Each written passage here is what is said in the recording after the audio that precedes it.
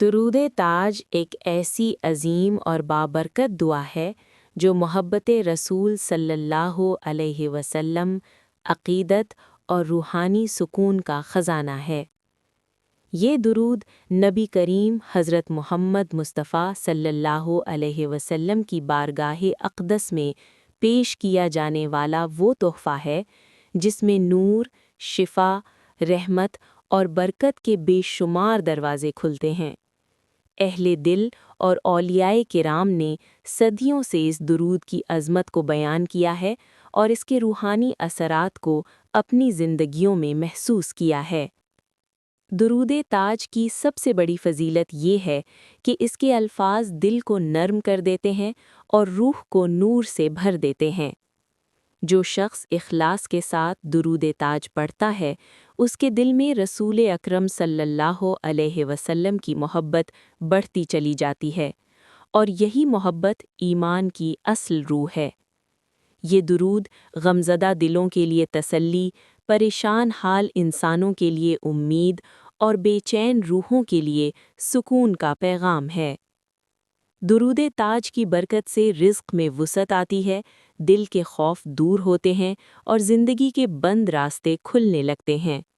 بہت سے بزرگوں نے فرمایا کہ جو شخص روزانہ پابندی سے درود تاج پڑھتا ہے، اللہ تعالیٰ اس کے معاملات میں آسانی پیدا فرما دیتا ہے۔ قرض، تنگ دستی، بیماری اور پریشانی جیسے مسائل آہستہ آہستہ ختم ہونے لگتے ہیں، کیونکہ درود نبی صلی اللہ علیہ وسلم پر رحمت نازل ہونے کا ذریعہ بنتا ہے۔ یہ درود خاص طور پر دل کے سکون اور ذہنی اضطراب کے لیے نہایت مؤثر ہے۔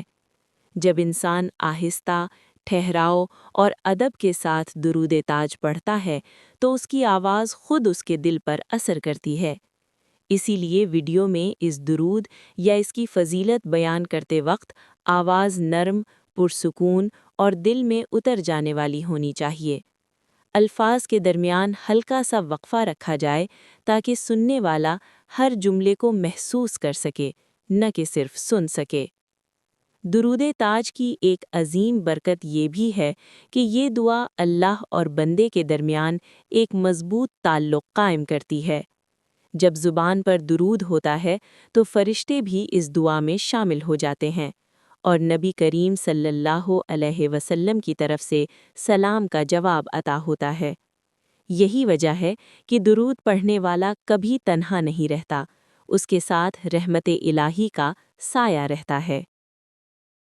اگر درود تاج پڑھ نہیں سکتے تو سن لیا کریں۔ سنیے درود تاج۔ بسم اللہ الرحمن الرحیم۔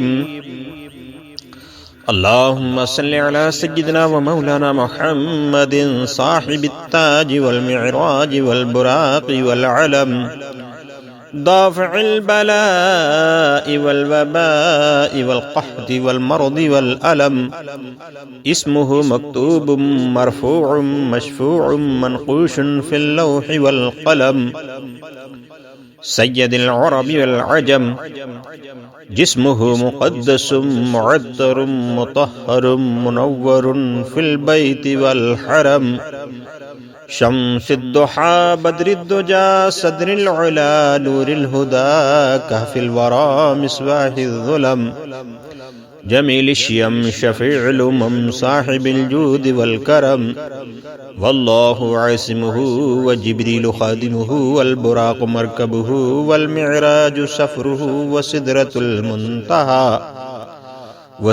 المنتہى مقامہ وقاب قوسین مطلوبہ والمطلوب مقصودہ والمقصود موجودہ، سید المرسلین خاتم النبیین شفیع المذنبین انیس الغریبین رحمۃ للعالمین، راحت العاشقین مراد المستاقین، شمس العارفین سراج السالکین مصباح المقربین، محب الفقراء والغرباء والیتامى والمساکین، سید الثقلین نبی الحرمین، امام القبلتین وسیلتنا فی الدارین، صاحب قاب قوسین محبوب رب المشرقین ورب المغربین جد الحسن والحسین مولانا ومولا الثقلین